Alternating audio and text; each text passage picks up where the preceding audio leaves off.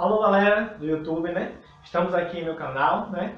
Para ouvirmos mais uma aula de arte, né? Que é muito importante para a nossa vida. Dessa vez, uma aula muito especial, que é a obra do escultor Aguinaldo Manuel dos Santos, né? Um escultor negro, que eu boto como subtítulo um discurso étnico e territorial. Por que étnico? Porque eu vou falar de um artista negro, né? De um artista afro-brasileiro, e um artista que contribuiu bastante com a evolução da arte moderna na Bahia. E territorial porque é um artista também que proveniente daqui da ilha de Taparica, a ilha de Veracruz, né? Um artista que transitou nesse ambiente. E primeiro eu gostaria de falar, Aguinaldo ele nasceu na ilha da Gamboa, né? De Veracruz, e sua primeira profissão, né, desde os 10 anos de idade, o cara era caeiro, né, era na verdade um antigo comércio na ilha, que era muito transportado a cá, né, para Salvador, para construções e várias outras finalidades, e era muito atrelado também à profissão de lenhador, ou seja, aquela pessoa que extrai a lenha para poder queimar a cal, né. Hoje temos um forno, por exemplo, lá na Gamboa, até hoje, né, que é um forno de cal. E essa caeira que Aguinaldo trabalhava, né, dentre muitas outras, era de um caeiro chamado Juvenal Galvão, né? Aguinaldo era filho, né, de João Taparica e Teodora, ambos lavradores, principalmente João Taparica, né, que em 1946 ele viaja para Salvador, porque ele já estava meio que decepcionado com o comércio na ilha, na época, né, década de 40, década de 50, então a coisa era, digamos, entre aspas, um pouco mais rudimentar, não tinha aquela evolução de uma capital, né? Muitos que moravam na ilha sabem, né? Ele tinha uma certa destreza artística, né? Muitas informações dos seus sobrinhos, por exemplo, dizia muito que ele já desenhava, que ele fazia uma arte, era arteiro, embora muito silencioso, né? Eu dizia que o silêncio de Aguinaldo era misterioso, porque ele tinha algo dentro dele, né? As pessoas da ilha, no caso da Gamboa, conheciam ele como Agnello. Ele chega a Salvador e vai trabalhar em vários lugares, né? Chega até a trabalhar como lenhador dentro de Salvador, né? Vai cortar lenha e tudo mais, mas ele conhecia um alfaiate, alguém que trabalhava na barra, um amigo dele, ele andava por lá. Certo dia chega um grande escultor da Bahia, o grande Mário Cravo, né? É um primeiro artista da primeira geração a trazer de Nova York, diretamente de Nova York, uma prensa de gravura. Quem lê a arte na Bahia sabe disso. Ele estava trazendo o modernismo para a Bahia. E conhecendo o Aguinaldo, trabalhar, se manter em um lugar diferente não é fácil. Mário Cravo, né, adere ele como tipo um zelador vigia. E ele começa a ver o que é que Mário Cravo estava fazendo. Mário Cravo estava trazendo para a Bahia uma fase muito importante de sua arte moderna, que era o expressionismo. E o material que Mário Cravo trabalhava era justamente a madeira, né? Grandes esculturas. E nesse processo, Aguinaldo ele começa a conhecer, né, além do Mário Cravo, Caribé, General Augusto e muitos outros intelectuais, como Calevado Prado Valadares, Wilson Rocha, escritores e tudo mais, e principalmente o fotógrafo Pierre Verger. Ele começa a ver tudo aquilo, toda aquela produção, e como um cara muito curioso e cheio de destrezas artísticas, de habilidades artísticas, ele começa a brincar, experimentar aqueles restos de madeira que vinha da escultura de Mário Cravo. Ele começa a ver aquilo, ele já conhecia essa matéria já fazia parte do imaginário pessoal de Aguinaldo Manuel dos Santos. Isso é muito importante observar, porque ele trabalhou na época tanto como um escultor como um gravurista. E fazendo isso, ele começa a se descobrir na arte, né? Ele viu de perto as fotografias de Pierre Verger, aquelas coisas que os africanos faziam, via o que os modernistas estavam trabalhando. E a diferença de Aguinaldo Manuel dos Santos para Mário Cravo, Caribé, Pierre Verger e muitos outros era justamente a formação no espaço intelectual branco de arte. Por que branco, professor? Porque existe um sistema elitizado no campo da arte, né? Existe como se fosse uma espécie de racismo institucional. Mas o que Aguinaldo Manuel dos Santos tinha, diferente de muitos deles, porque ele não precisava de aprender uma técnica clássica, francesa, europeia, grega, para depois ele dizer, eu sou modernista, eu vou desconstruir. Não. Ele já começa com aquele corte seco. Já começa esculpindo no chão, como os africanos já faziam. Já começa trazendo toda aquela estética afro, né? Toda aquela beleza da arte africana que existia nele. Até porque Aguinaldo, além de lenhador e caeiro, ele também tinha iniciação nas religiões afro-brasileiras. E ele começa a ver aquelas fotografias de Pierre Bergé e aquelas desenhos, aquelas belezas também artísticas de Caribe. Ele começa a desenvolver aquilo, mas não como alguém que está copiando o que os outros faziam. Nem tampouco desconstruindo. Ele não tinha que desconstruir. Aguinaldo só tinha que construir. Né? Então vamos ver ainda no próximo capítulo aí o que será essa construção da arte de Aguinaldo Manuel dos Santos. Ele começa a produzir, quando foi na terceira Bienal de São Paulo, Aguinaldo ele acompanha Mário Cravo para levar a obra de Mário Cravo, que participou da terceira Bienal de São Paulo. Ele impressionado com tudo aquilo que estava acontecendo lá no centro, né, no eixo Rio-São Paulo, ele fica impressionado e diz, eu quero ser artista de Bienal. Na próxima salão, eu quero também participar desse cenário artístico.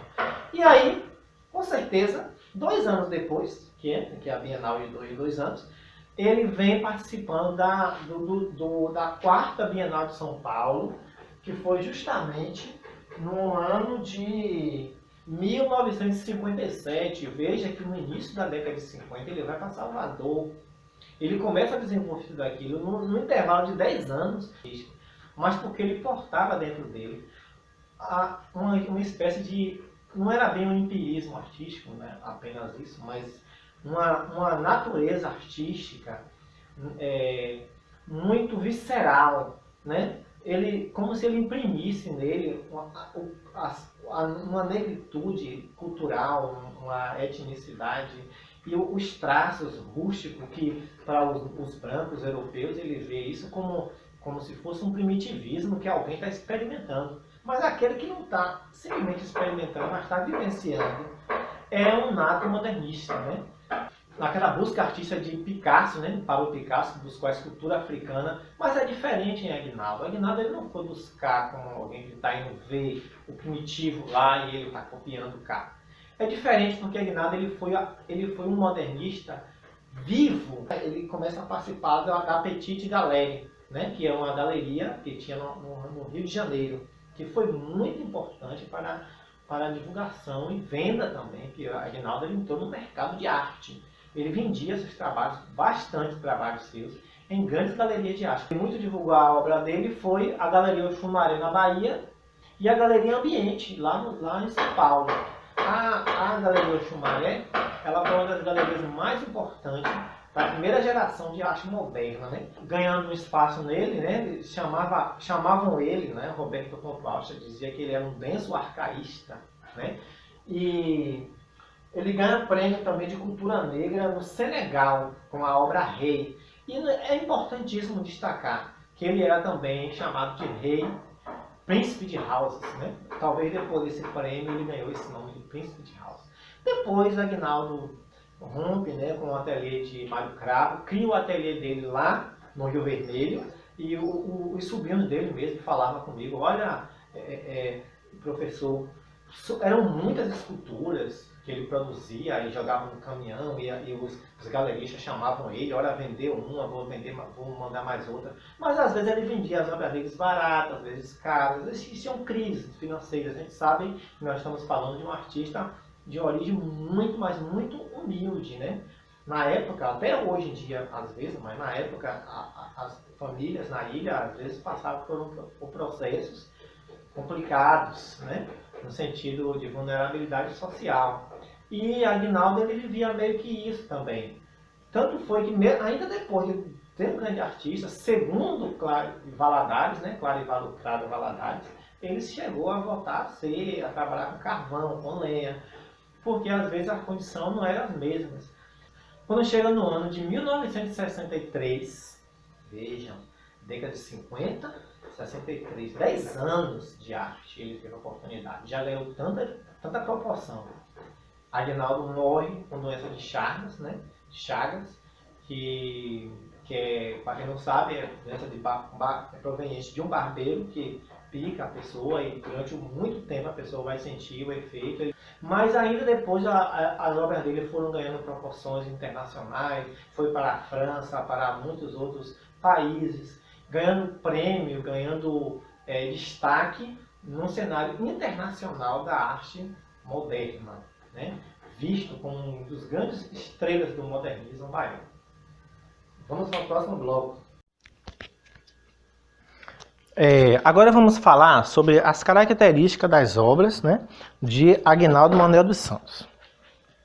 Para falar sobre a característica dessas obras, é importantíssimo a gente lembrar que Aguinaldo é um artista negro, um artista afro-brasileiro, e sua obra também é uma obra de arte afro-brasileira, termo. E foi um termo, na verdade, usado muito, né, eu vou falar isso na próxima aula, utilizado muito por Abdias de Nascimento, quando ele criou a primeira exposição de arte de artistas afro-brasileiros, artistas negros, que trabalhavam com a temática afro, e também Aguinaldo participou dessa exposição do Abdias. Depois veio o artista, também diretor do Museu Afro Brasil, né, que é o Emanuel Araújo, com sua exposição A Mão Afro-Brasileira. Ele trouxe grandes nomes da arte afro-brasileira.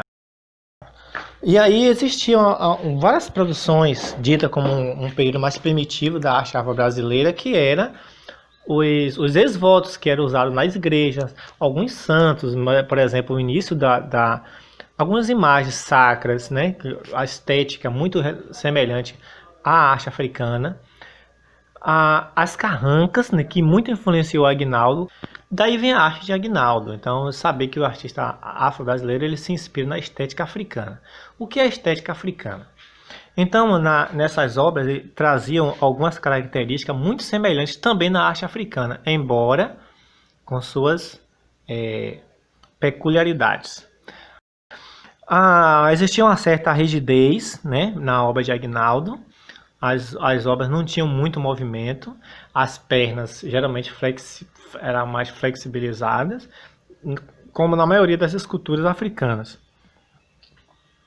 Ele trazia a questão dos cortes bem marcados e a simetria, ou seja, aquilo que acontece de um lado da escultura tinha acontecido do outro lado.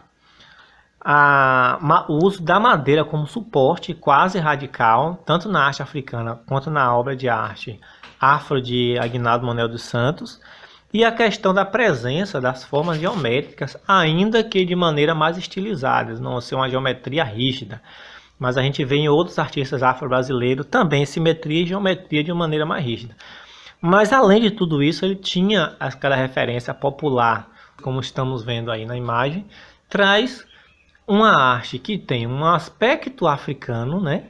A questão do nariz, a gente vê os traços da boca, o olho fechado, o olho aberto, a forma que ele deixa marcado, né, os detalhes do corpo, mas também temas, as famílias, a criança, vários outros temas, né, muito importantes para a sua construção estética, né, e que ele ganhou, na verdade, uma dimensão artística diante disso.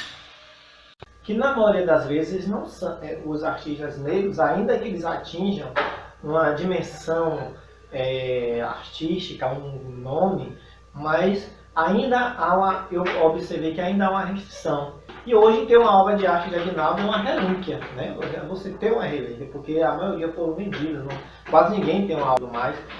No entanto, deixa eu falar aqui, né? Foi muito importante ter conhecido, falar sobre o artista e conhecer as famílias do artista, as famílias negras, né? Que tem lá seus tesouros, né, escondidos, que aí falta muito um aprofundamento dentro desse conhecimento. Tchau!